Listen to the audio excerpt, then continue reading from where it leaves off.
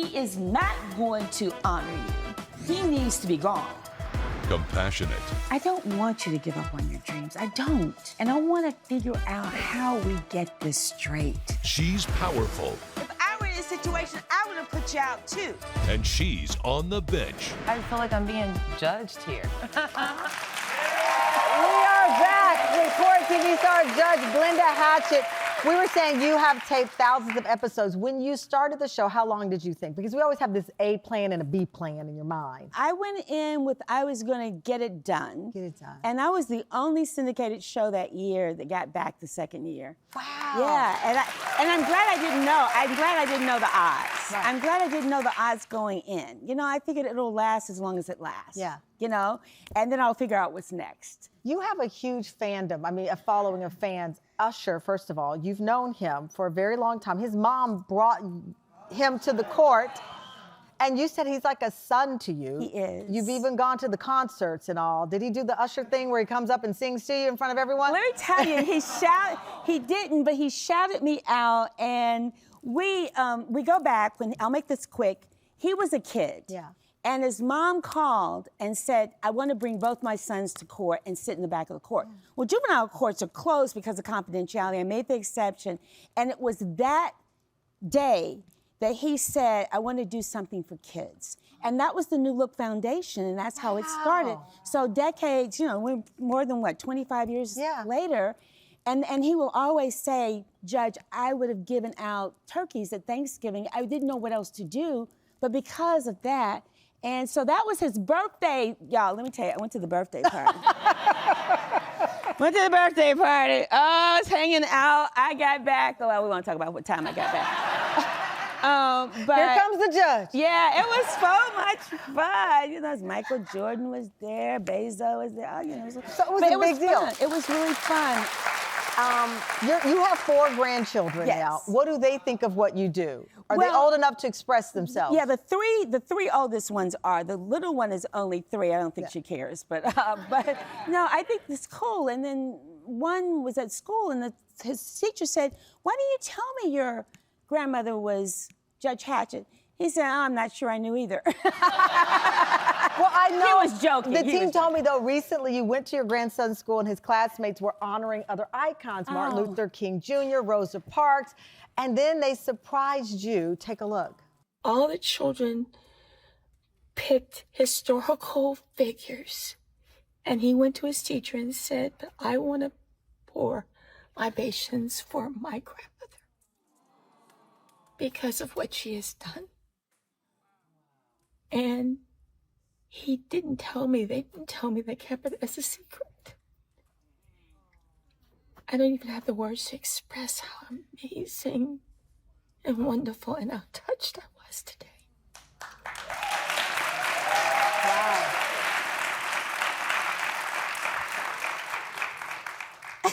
Oh my gosh, here. I am so blessed. It was his mother who died a few hours after he was born.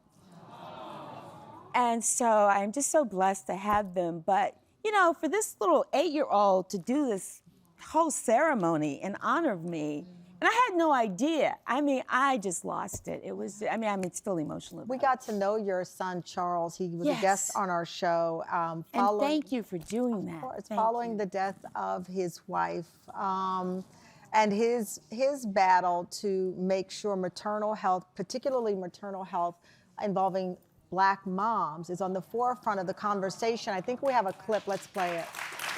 So when I first received the news, I've often been asked, a couple times I've been asked the question, what was it like when the doctors came out and they gave you the news that your wife was gone?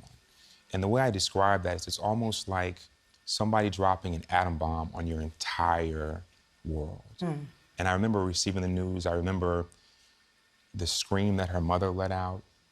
I remember, you know, family members just in tears and weeping. I remember her brother just in disbelief and just saying no. And it was just almost like all this is happening in slow motion. I'm watching all these people that loved her so much.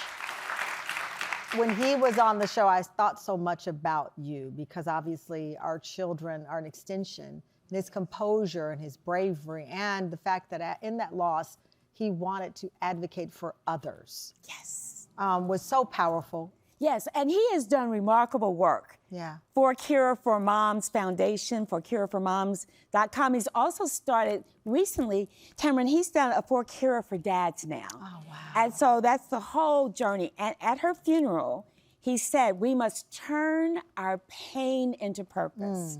And that's the mission. Wow. We want to send mommies home with their children. Yeah. When the older of the two children, he was 19 months old when Kira died. And of course, he was just a few hours. So I brought them back to Atlanta. And one night, Charles V woke up and I could hear him. And so I went in to check. And this is what he said to me. He said, Grandma G, and he was maybe barely 3. Grandma G, do you have my mommy's cell phone? I said, no, sweetie, I don't. He said, I want you to find it and I want you to call God. And I want you to tell God that I want my mommy to come home. This work is because we want to send mothers home with their children. No children should be feeling what these children have felt. No husband or partner should go through what my son has gone through. You've said, and so this is why this is important. You've said your grandchildren are your greatest gifts at this part of your They life. They are such gifts. They're such blessings in my life. They just are. You know, I used to think, my father let them kids get away with all this stuff. I'm that one. You're that one. You're that one. You're that one. But they're good kids, so I know. Well, I think this is amazing, the Dare to Take Charge daily planner, inspiring people to take charge of our lives. Yeah. Because it is a choice. It is a choice. And do you want to look back and think, God, I wish I had? Yeah. So this woman, I'm at a book signing, and I looked up and I said, oh my goodness, we shouldn't have let you stand in line. Oh. She was like 83 years old. And I'm like, I am so sorry. Yeah. She said, Judge, I would have stood in line all night if I had to. She said, I came to tell you something. I'm in law school. And you inspired her to go to law school at 83. That's the Judge Hatchett Impact. More with Judge Hatchett after the break. We'll be right back.